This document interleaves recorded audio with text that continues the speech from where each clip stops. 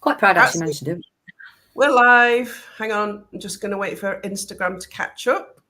And then we should be going live on Instagram. Tech, don't you just love tech?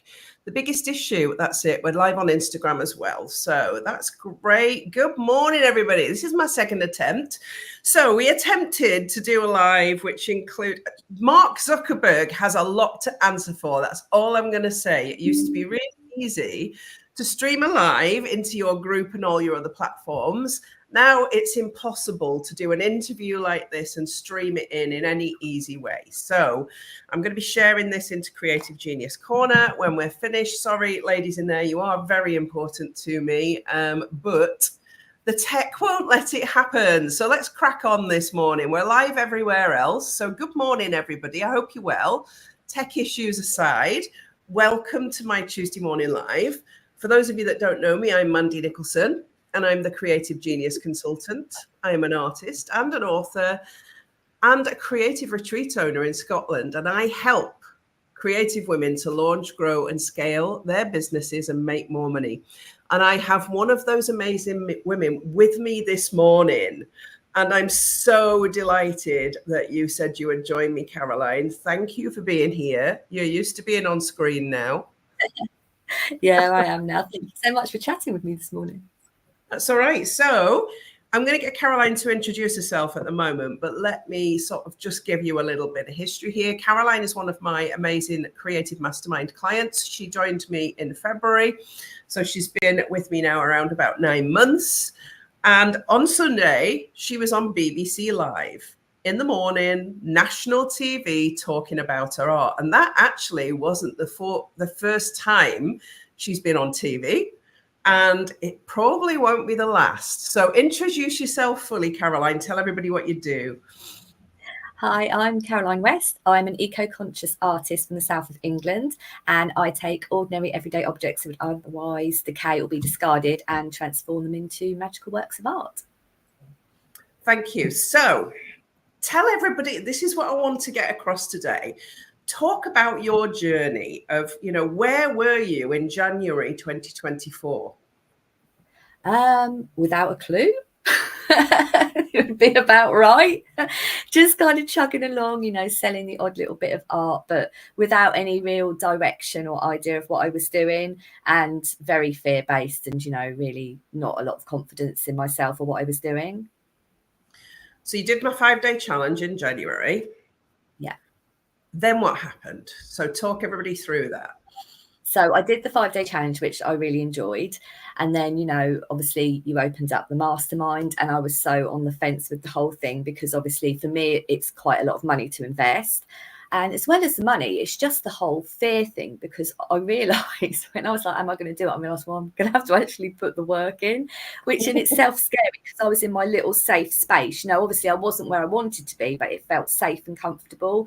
So it's that thought of like putting yourself out there and knowing you're going to have to put in the work and you're going to have to do things that maybe you're not very comfortable with or, a bit scary or unfamiliar. And it is that, isn't it? Whatever you do in life, you can buy 1 million courses. You can do 10 masterminds. You can. I've bought loads of courses I've never done. Most people don't. And that's a statistic. 80% of people don't do courses that they buy. And it's that, isn't it? And then when one comes along and it's a high ticket one, it's a high ticket one for a reason, because it's packed with everything that you need. It's a year long, and I know it can help. And that's the reason. So it means that only the people that are really ready, like you were on that fence, not knowing if you wanted to do the work. So what tipped it over for you? I think just the fact that you just got to take these opportunities in life. I'm like, if you don't change yourself, then nothing's going to change for you. And I was at that point where I'd already made a big leap of faith because I left my job of nearly 20 years in the childcare industry because I burnt out. And I quit my job because I wanted to pursue my passion for being an artist. So I'd kind of taken the initial step, and then I was just stagnating. So I'm like, I need to do something more, and I need that guidance and support from someone, because before I was part of a team in my old job. So you bounce ideas of each other. You have that support, but I was basically on my own without a clue really. So I just really needed some support and guidance. And it's hard, isn't it? Particularly for creatives, because you are in that little bubble of doing the things you love doing, painting, making. Yeah. And you don't necessarily have to be creative. As a standalone entrepreneur, even coaches and service providers, it's very lonely deciding to go and be self-employed. And if you don't know what you're doing and you haven't got a network, it can feel impossible, can't it? Oh yeah, I really didn't know, kind of you bounce from this to that, but I just got myself in such a muddle because I had no idea about marketing or promoting myself or what to do with my business. So yeah, you do really need to find your tribe that are going to support you and lift you up, basically show you what you're doing. So you were brave and you jumped on a call with me, didn't you? You were brave and we talked about how we could get you started, because it was getting you over that fear, wasn't it? The fear of the investment, the fear of the unknown, the fear of you having to do work, all of those things sat, and that's not unusual for me to have that conversation with people. So what changed? It's a fear of failure and paradoxically the fear of success. Both of those I was equally scared of, really scared of, well, obviously scared of failing, but the thought of success is fearful because there's all the extra stuff that comes with that. And again, it's that unknown thing. But I think I talked with you and you went through it and you're so like reassuring and inspirational. So, you just kind of really put my mind at ease. And obviously I spoke to a couple of other ladies who'd also done the mastermind. And I think that really helps to get like the insider perspective on it as well. I always recommend that, and I always send people in their direction so that they can talk to them. So since then, it's 1111. That's a powerful number, always 1111. So 11 at 1111, which is a powerful angel number. Tell people what's happened since you joined and you made that decision.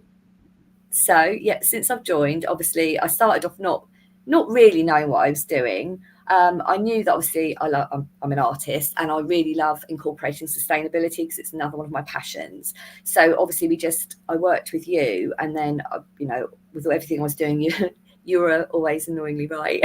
You were like, tea bags is going to be the thing, and I'm like, really? And you were like, yeah, that's going to be it. So since I sort of followed your advice, and I've ended up I've been on podcasts, I've been in newspapers, I'm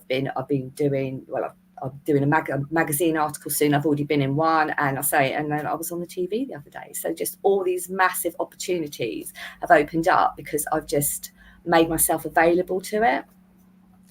Yeah, you put yourself out there and started talking about what you were doing. And I think that's the big key thing here is what I said to you was go in environmental groups and recycling groups and talk about painting on tea bags. And that's what you did. You did that small thing that leveraged everything. A journalist saw it in one of the groups, contacted me, and then she did an article that it was just everywhere. So it's just kind of like gone in an effect from there. So yeah, just from posting in groups and just finding people who are interested in what you're doing, because posting in artist groups for me was not really the right way to go because it's all fellow artists. So that's not the group of people you want to be looking for. You want to be looking for people who are interested in what you actually do. I think that's a key thing and a big lesson I want to sort of give to everybody that may be watching this now or on replay is your niche is so important. When Caroline came and showed me the tea bags, I was like, yeah, that's it. That's it. Go and talk about painting on tea bags in groups where they're talking about recycling and the environment and all of that stuff, because these are the people that might be interested in what you're doing, not fellow artists and not coaches and not, they're not your potential clients, people that are genuinely interested. And like you said, you were picked up by a journalist and you've underplayed the amount of like press and PR that you've got there, because you've not just been in a few magazines and publications, you've been in the Independent and the Times. Yeah, you've been on all of the ITV channels. My mum even saw you. She was like, is that one of your clients? I was like, yes, that's Caroline. And then BBC Live, that's been a massive roller coaster of PR that came from doing one simple action. And that's kind of what, we try and do in the mastermind is look at what have you got that makes you different and stand out from other people. There's a million artists out there. what makes Caroline different. And we've really run with that. And you've run with the PR and not been scared. All of that fear you had at the start, you're like, I can go on the telly now. It's no bother, is it? I am scared. Yeah. I was like, I was mildly petrified before the TV thing on Sunday, but you've just got to push past it and keep doing it. And the more you do it, the more confident you feel. Like, I think I went on a live with you a couple of months ago, and I was like, oh no, I'm going on a live. And then now I've done the TV thing, and you said about a live, I'm like, oh yeah, so I don't mind doing a live, because obviously you still feel a little bit nervous, but I just think it just builds your confidence the more you do it. You've just got to. I'm just not worried. I used to worry so much about what people thought, and you know what? People aren't even thinking about you as much as you think they are. So they're not at all, are they? Not at all. You just got to go for it, because you're the most important person in your life, and you just need to be thinking about what you want and what you want to do, and just going for it. Absolutely. And you've done so well. I mean, sales, I have pushed you past other fears as well, because you're pricing, you've just been so reluctant. And this is a message to all artists and creatives out there. You undervalue yourselves so much, and the work that you do, and the skills and the talent that you have. And we have pushed those prices up considerably, haven't we? Yes, I still hate pricing even now. I'd rather do Sunday morning live than pricing. But it's such an important message as well, because getting your pricing right is important. Valuing your time, your service, and what you're doing is so important, as is valuing yourself from a confidence perspective and taking these opportunities as they come up. So, we're coming up to the end of the year, and we're going into January, where I will be running my 5-day challenge again. And, the mastermind, you can join it anytime. It's evergreen. Anybody can join it anytime. But I do sort of a launch in January to kind of bring in new people into my world. What would you say to people that have watched me and have thought about the mastermind and thought they can't afford it and thought, I don't know whether I can do the work? What would you say to those people? I think they need to talk to you, because there's always a way around things. If you really want to do it and you're really determined, there is always a way. And it is honestly the best thing that I could have done for my business, for myself personally. It's just, in a few short months, it's just like propelled my business. It's, it will pay for itself in the end. It really will. And like I think you always say, if you're the person isn't making money, then you're not doing your job. But and you will always just work so hard to sort of just build everything, just build the business, the confidence. It's just honestly the best thing I could have done, investing in myself. I would never have done that 2 or 3 years ago, but yeah, you need to invest in yourself and just believe that you can do those things you want to do. I think as well, you are now a #1 best-selling author on Amazon as well, because you were in the right place at the right time when I decided to do the collaboration book, Beyond the Ordinary. So you wrote your chapter again. You were resistant to that, weren't you? I don't know whether I'm good enough. I don't know whether I'm interested enough. I don't know, my story's very inspirational. And you did it anyway. Again, it's that feeling the fear and doing it anyway. And you did it anyway. And actually it was picked out by a reader as one of her favorite chapters in the book. So for people that are out there thinking, my stuff isn't good enough, or, I can't do this, you never know who is waiting and watching you for the thing that you are doing. So how does it feel? Your story will resonate. There's like in the book, there's 30 different stories, and there's going to be something for everyone, because everyone's got their different life experiences. So you're going to resonate with different ones. And I suppose mine is just relatable to certain people. And exactly that. So when I did the book, Beyond the Ordinary, I'd written the self-help guide part of it, which is like a good half of the book, and then brought in all these 30 amazing women to share their stories. And stories are powerful. Your story now is powerful. And I hope there's an artist out there watching you now. And there probably is somebody sitting there watching you right now thinking, I wish I was Caroline. How does that feel?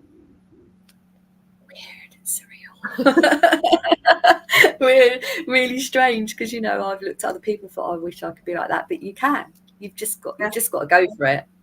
And at the end of the day, even if you don't maybe get where you wanted to, at least you've tried and at least you've done it. But I truly believe you will. If you really believe in yourself and you put yourself out there and you put in the work, then you are going to get where you want to go. Is this the same woman that's talked to me right at the start in January? No, it's not, is it? And that's the whole point of anything that we do when we're in services. We want to bring the best out in people. And that's what I wanted, to bring all the best out in you. I think personally, your art's got better because the more confident that you've got, the better your art has got. Yeah. You've got better.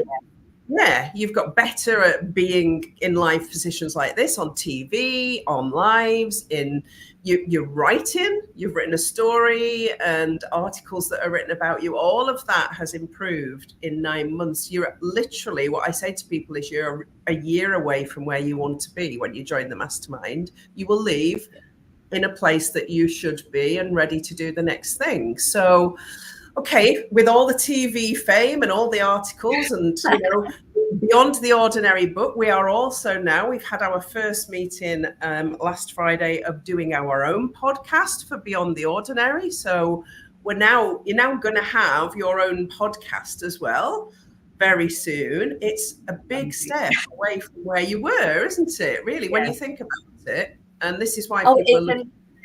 And I think the visibility thing, I mean, I'm an artist and somewhat of an introvert, and I would rather be just holed in my room painting all day, realistically, if I could choose.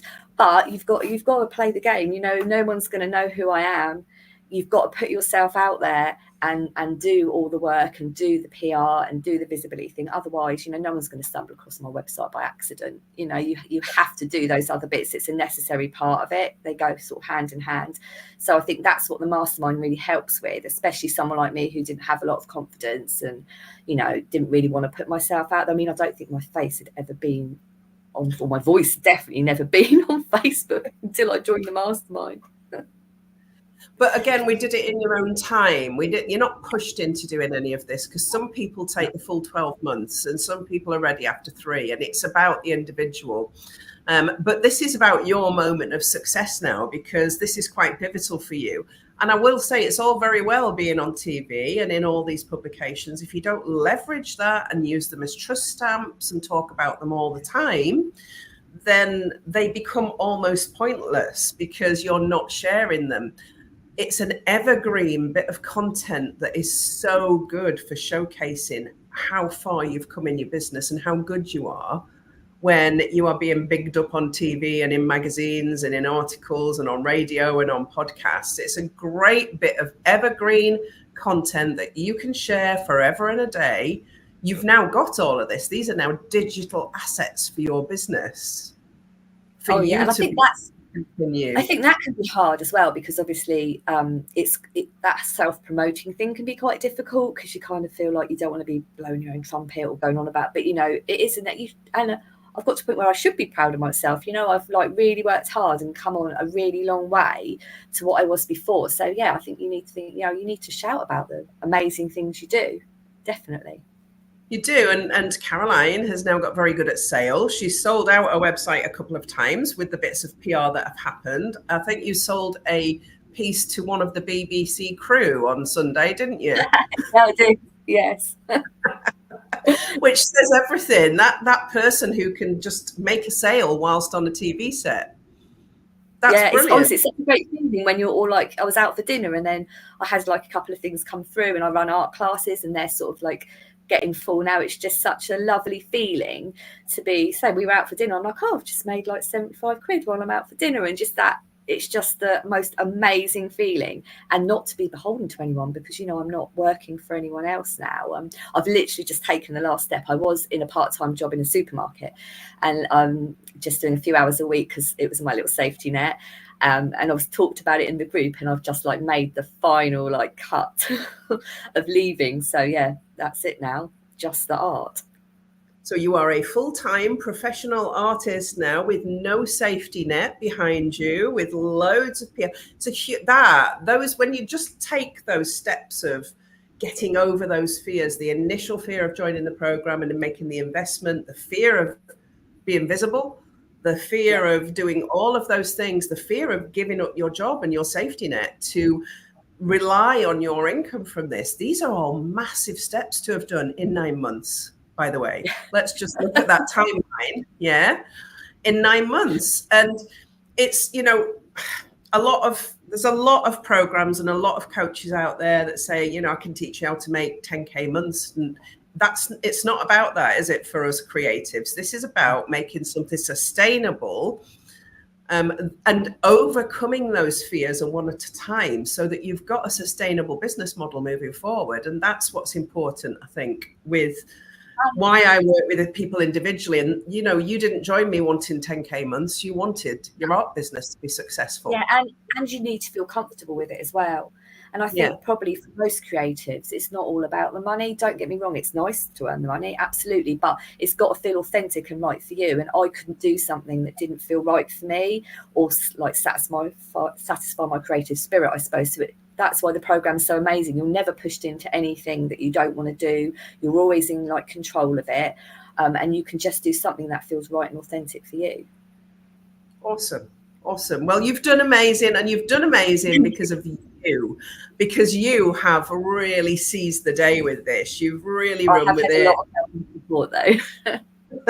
You have, but you've done it, you know, and it's the people that do it and take the action are the ones that get the results. And your results have been amazing because your art is amazing and because you are. So thank you so much for being a shining star, for me to be able to bring on an interview and show other people what can be done.